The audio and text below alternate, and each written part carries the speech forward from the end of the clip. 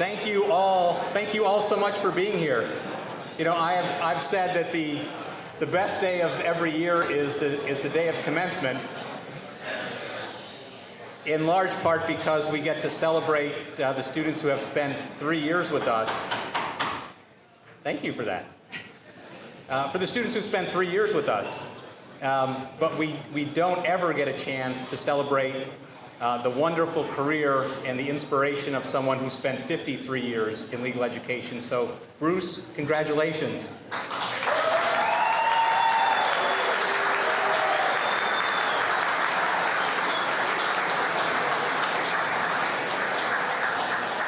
So for 53 years, he's been part of legal education, and you're going to hear lots about all of the things that he has done over the last half a century in working with so many people as a friend, a mentor, a dean, a faculty member.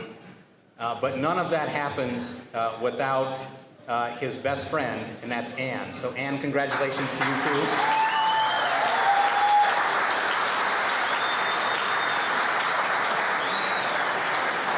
And we're also so happy that his daughter, Leanne Gunn, is also here with us.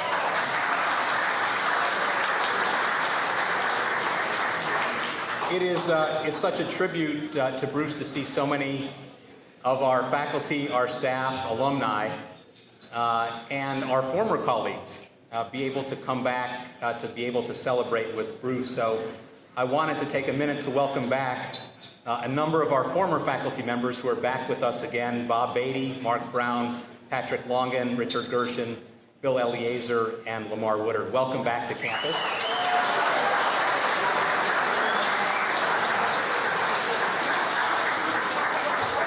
And we've even coaxed back a number of our former staff members to come back.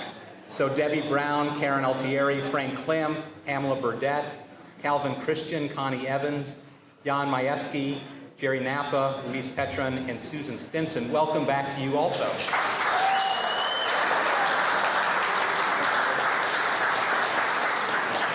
So we have a wonderful program with a couple of people who are going to tell some wonderful stories about Bruce's time at Stetson.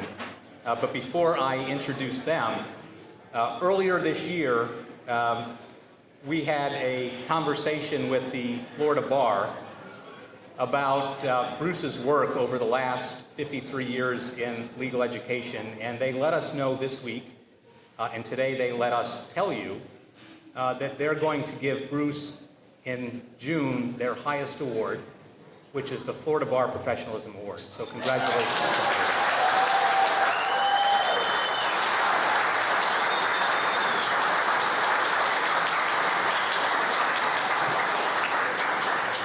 So there are 4 speakers that I'm going to introduce very briefly now. They're going to follow each other up here so I don't come back up. And then after the 4 speakers, I'm going to come back up again. So we have 4 wonderful people who are going to share their experiences and their relationships with Bruce. The first is Jason Stearns, who is a 2008 graduate of the College of Law, who's been very instrumental in our advocacy programs, has been part of our Stetson Lawyers Association, was the recipient of our highest honor as a student here, the Edward D. Foreman Most Distinguished Student, is currently a partner at Freeborn in Tampa. And then 2 other people that have been very close will come up together, Stetson for such a long time. Associate Dean Stephanie Vaughn and Professor Kelly Feely. Many of you will recognize all of the different things and the different hats that they have worn over their time at Stetson, with joining our faculty for Stephanie in 1996. Lots of different roles, and I'm convinced that everybody, the 9,000 people that have graduated from Stetson, all were classmates of Stephanie when she was a law student here. And has been very much a part of our administrative team, as well as our moot court and mock trial competitions, especially the VIS competition. And Kelly Feely, who was the founder of our now world famous alternative dispute resolution program, who started that over 15 years ago, and we've seen it take off incredibly. And then finally, Richard Gerson, who was a faculty colleague with us for 14 years before he went off to become dean at 3 different places, Texas Wesleyan, Charleston, and the University of Mississippi. So with that introduction, Jason Stearns.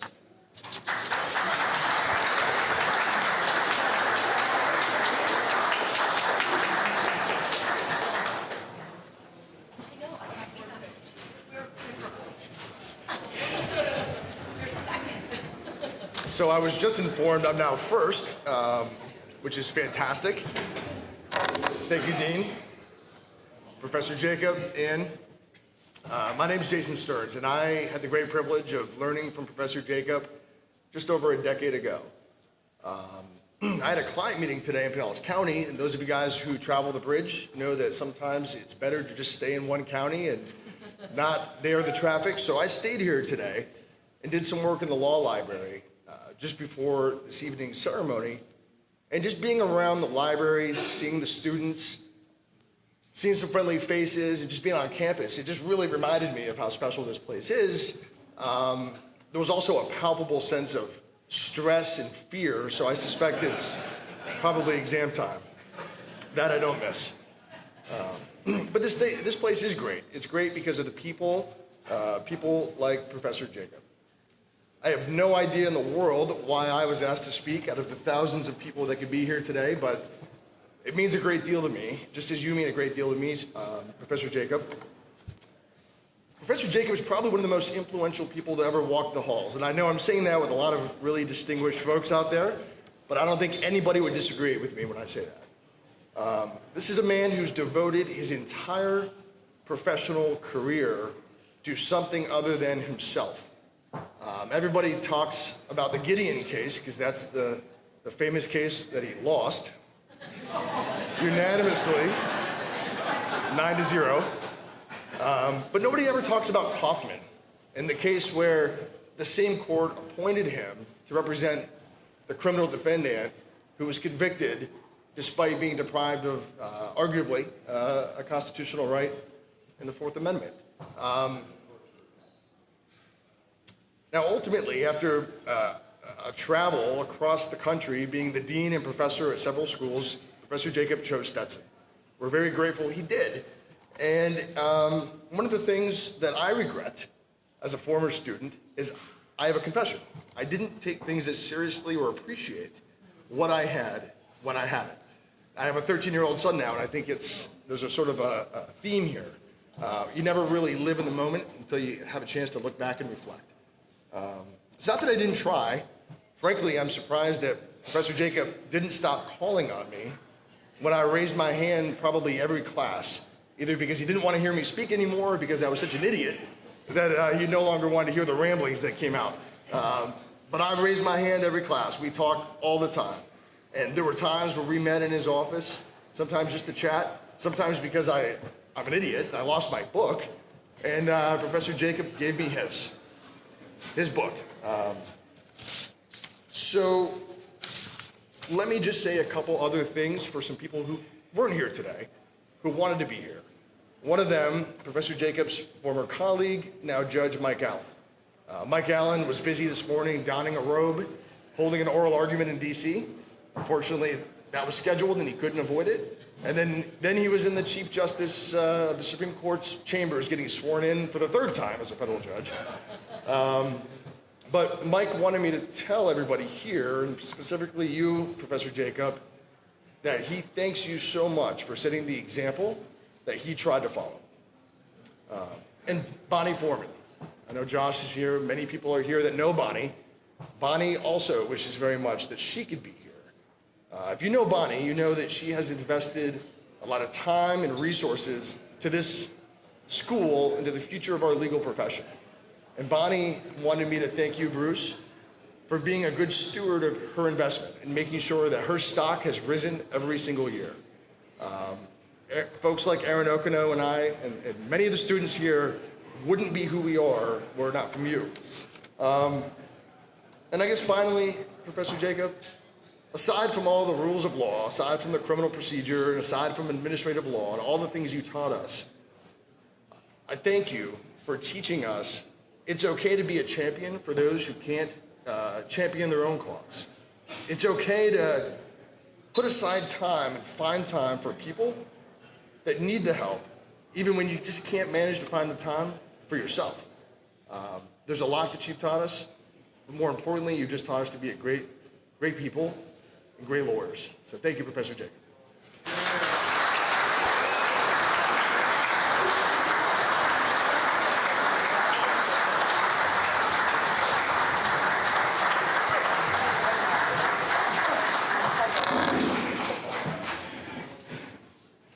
Good evening. When I was asked to speak to honor Bruce Jacob tonight, I have to be honest, I was both overwhelmed and I felt woefully inadequate. Why? Because it's Dean Bruce Jacob. And he's the epitome of quiet success and of humble excellence. He's the person who will never treat you as anything other than an equal because he doesn't see you as anything other than an equal, even if you haven't done one iota of what he's done during his life and his career. He's always fighting for the underdog, and he will never tell the underdog that they're the underdog. Instead, he'll make sure they know that they have a fighter, a supporter, and a friend in their corner. Someone who will advocate for them relentlessly and expect absolutely nothing in return. During more than 50 years as a professor, he has taught thousands and thousands of students. And not just the foundation and principles of constitutional, criminal, and administrative law, but about what it takes to be a lawyer and what it means to be a person with integrity and honor. And the respect that so many people have for Dean Jacob has a lot to do with what he's done over his 60 years, both in the law and academics. From his first years as an assistant attorney general for Florida, to practicing law, to earning 2 LLMs and an SJD, to teaching at 3 different law schools and being a dean, all before he settled here at Stetson.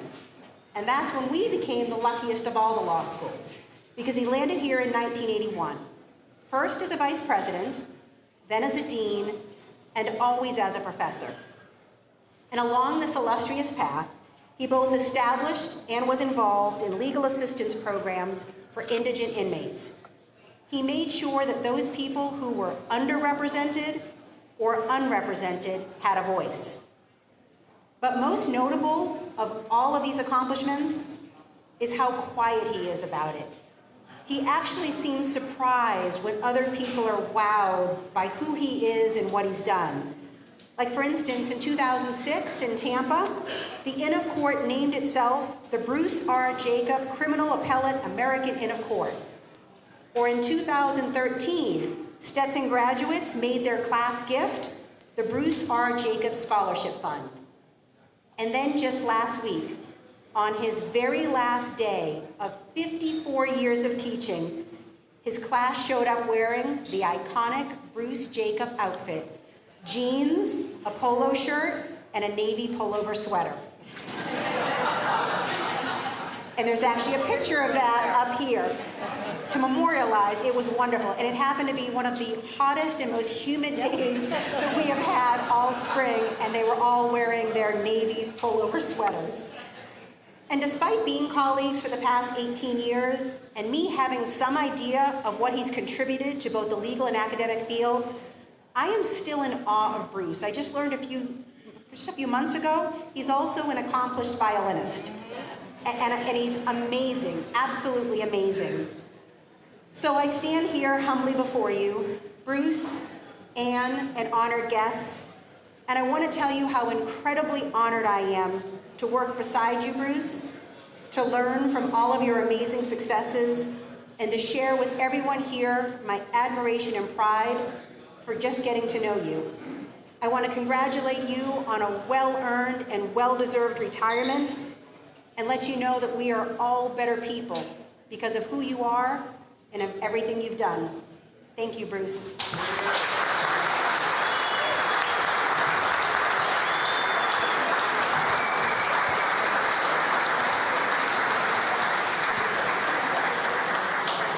Good evening, everyone. For those of you who don't know me, my name is Stephanie Vaughn, and I actually have the pleasure and distinction to be able to say that I have known Dean Bruce Jacob in 3 capacities.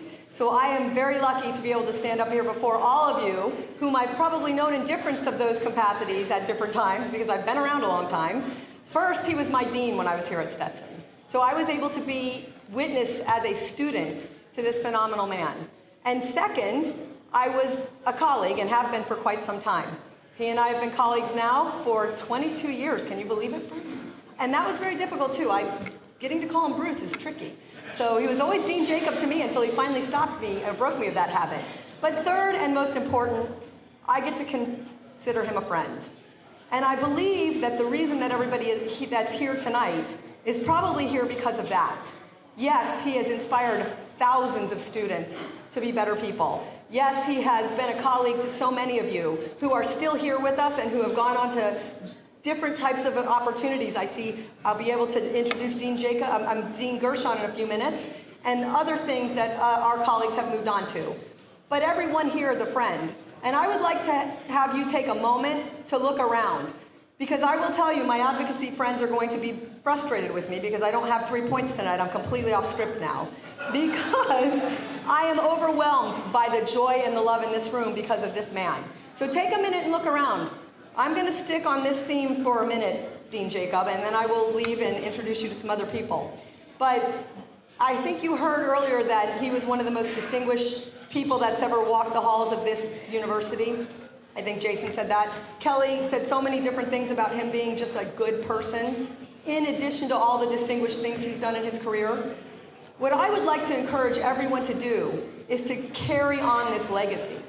As alumni, as students, as colleagues, whether you're here at Stetson or you've moved to other places, carry on the legacy of this individual who basically is one of the kindest human beings you will ever meet.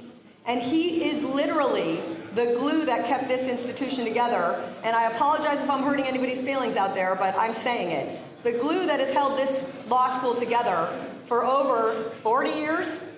I am going to miss him. I'm shocked that I'm able to stand up here and not bawl, because we all know that I'm the big F in the room.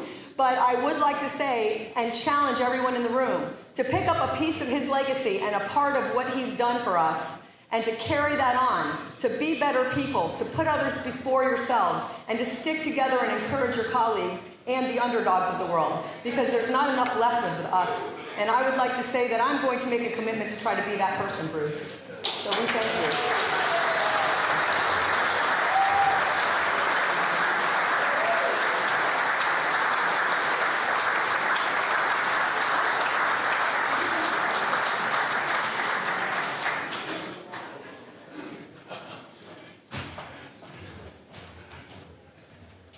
Well, good evening, everyone, and as much as I hate the fact that Bruce Jacob is retiring, if his retirement means that all these people who haven't seen each other in years have gotten back together, it's not worth it, but it's a good thing, and it's a tribute to you, Bruce, because all these people have been touched by you in a positive way, and I'm certainly one of them.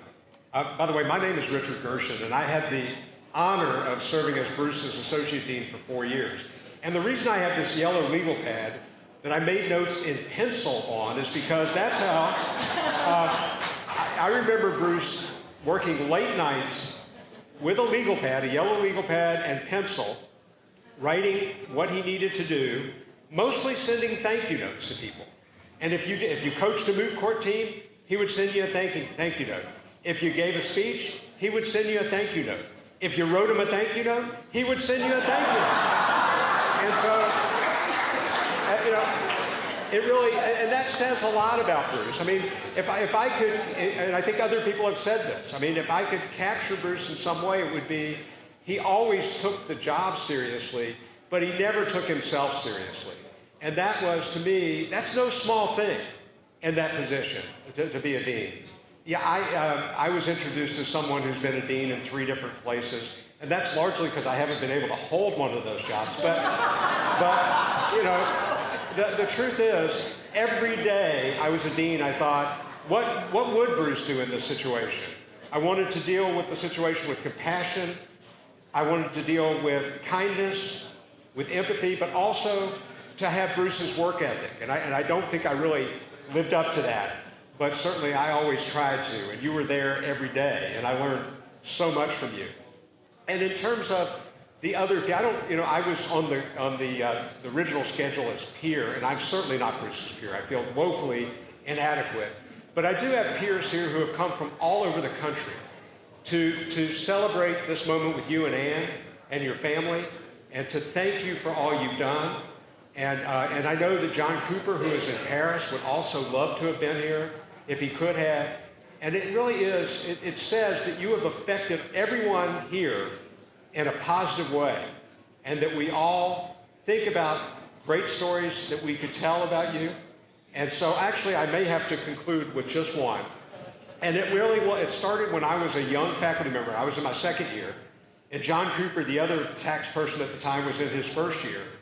And Bruce was at a kickoff event for the law school. And back then he was not Bruce, he was Dean Jacob. No question about it. We called him Dean Jacob, new faculty member. And John and I saw Bruce with his tie and his beard. And so Cooper and I are looking at each other saying, we got to tell him, but he's going to fire us. He's surely going to fire me, And so we sheepishly walked over to Bruce, and I forget which one of us said this to you, but we said, Dean Jacob, you got your ties and your beard. And Bruce said, oh, Jesus. So that's what, and he said, and then he said to us, well, it's better than the time I showed up at an alumni event with one brown shoe and one black shoe. And that said to me right there, this was going to be somebody special to work with and work for. And in all the time that I worked with you, Bruce, it was never disappointing. And you really affected faculty members for years to come who went on to do other, Pat Longin's a chaired faculty member at Mercer now, and Mark Brown's a chaired faculty member at Capitol. And your legacy touches so many people. So thank you and congratulations, and enjoy this moment.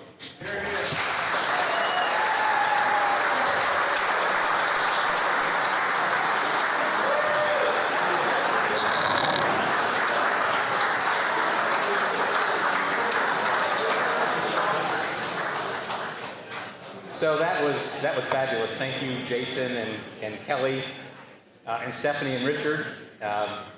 Those were four fantastic tributes to a wonderful legacy. I'm not sure how we can top that, but we're going to try. Dean, I gather that you're retiring. I send you congratulations. I want to remind you that I think many years ago we were neighbors in Cambridge, and I think our families knew each other, so I send them to your wife, Ann, and your son, Brian. Others are going to speak of your service as an assistant in the Attorney General's office, in practicing law, in teaching, in being dean.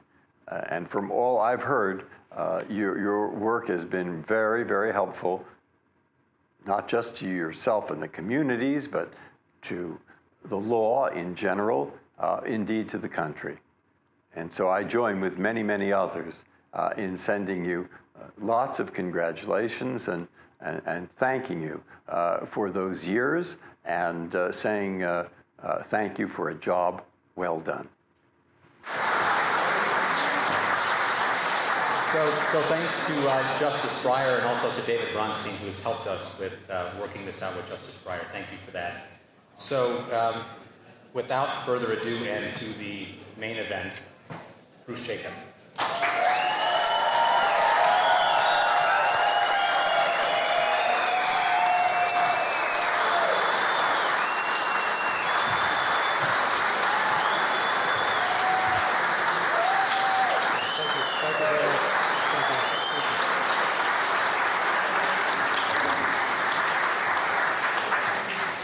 Wow, what a send-off. Thank you so much, all of you. Our dean, by the way, has just been named president of Evansville University. He's been here for, 7 years, done a great job. We'll miss him very much, but we wish you well at Evansville. Thank you very much for being our dean.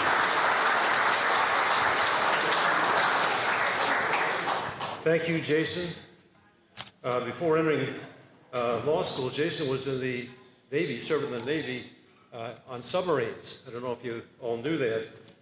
Here says that he was a terrific student, and now in practice, he's only been out of law school for I think 10 years, but he's already one of the really, truly great lawyers in the state of Florida, at least in my estimation. Thank you very much for speaking tonight.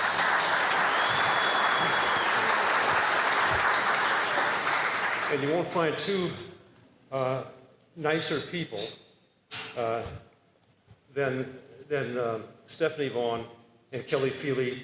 Both were students here, of course, as they said, and now they are terrific members of our faculty. They bring with them enthusiasm and energy, and they love their students. We are just so lucky to have them here on our faculty. And thank you both for making it.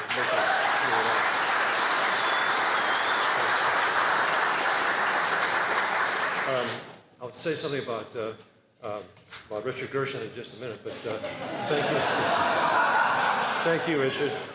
I'd like also to thank those who did the planning and preparation for this party tonight, particularly Mike Casey, Patricia Toops, Kevin Hughes, and Debbie Swink. Thank you all very much.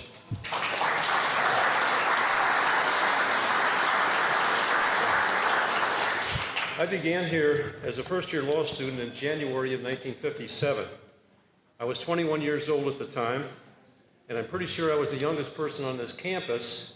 I think it was the youngest because I had finished a semester early from FSU, and I came here in the middle of the year, a semester ahead of those who were in my age group, so I'm pretty sure I was the youngest person here. Now it's more than 61 years later. I'm 83 years old.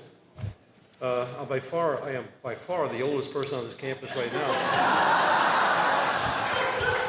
I'm probably the oldest person to ever hold a full-time position here at the law school. Back in the 50s, when I was a student here, we had, I think, 5 or 6 full-time faculty, about 200 students. Today, we have, I think, almost 50 full-time faculty, almost 700 or 800 students, I believe. It's a much better law school than when I was a student.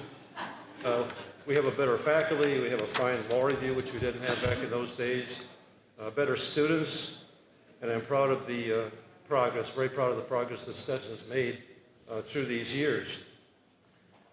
During these 61 plus years, between the time I first arrived at Stetson and today, many incredible things have happened to me that I could never have foreseen as a 21-year-old first-year law student back in 1957. I've loved being a lawyer. I've loved being a law school teacher. I've been fortunate to have a career that has been interesting, exciting, sometimes a little bit too exciting, but always enjoyable and rewarding. I've been very lucky to have what to me has been a fantastic career. Having a satisfying career is important, but as a person 83 years old, I've learned that there are things much more important than a career. And of course, one is family, and the other is having good friends. And I certainly have been blessed in both ways. For me, Ann is the best wife in the world. She's been wonderful, and the two of us have a wonderful daughter, Leanne, over here.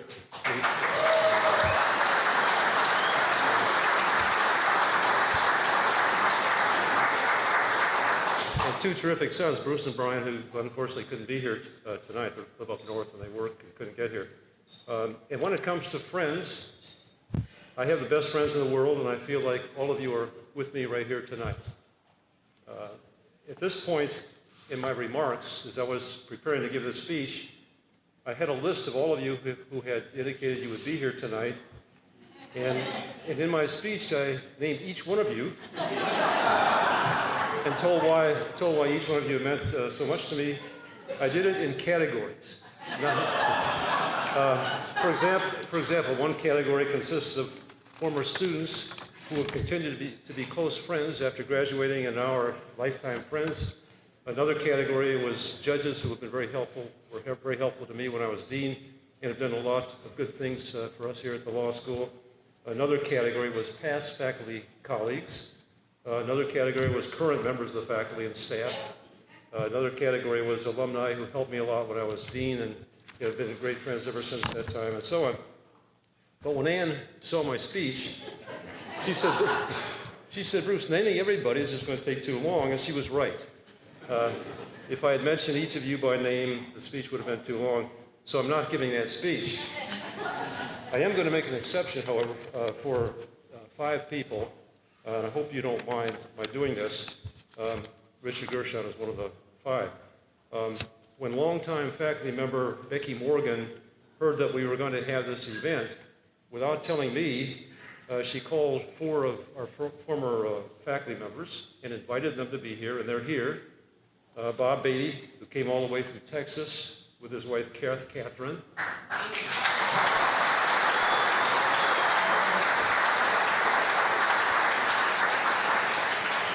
Mark Brown from Capital University in Columbus, Ohio.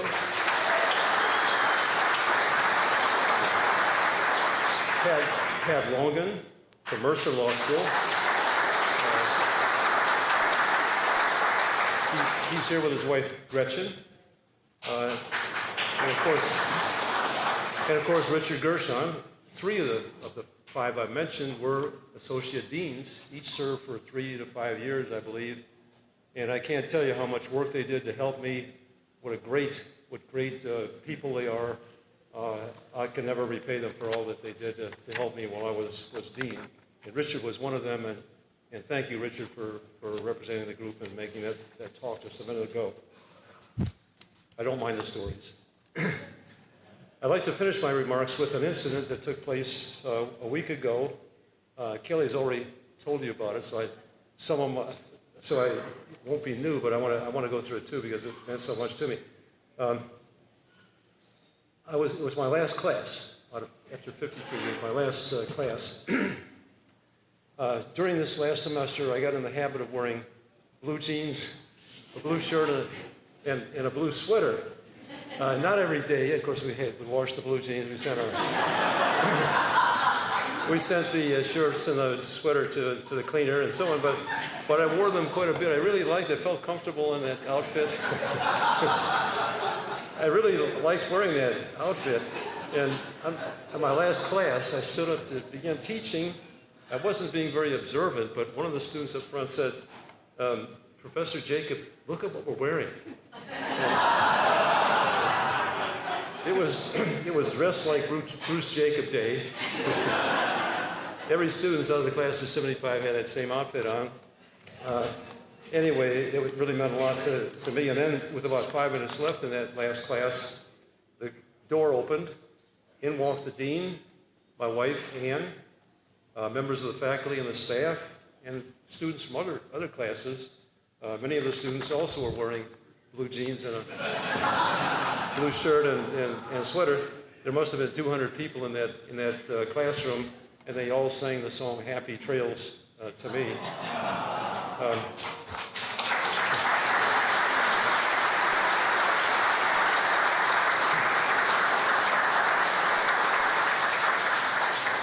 I've been teaching for 53 years, and I have to say that class was the nicest and best class I've ever had. And tonight is the best law school party ever. You are wonderful friends. I love you all. Thank you for being here.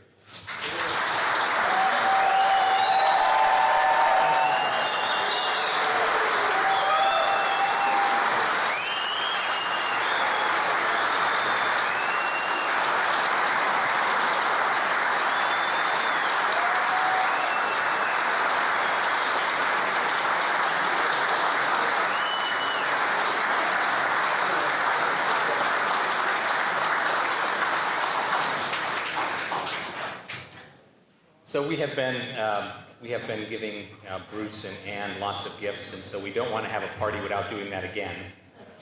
So Bruce and Ann, come on up.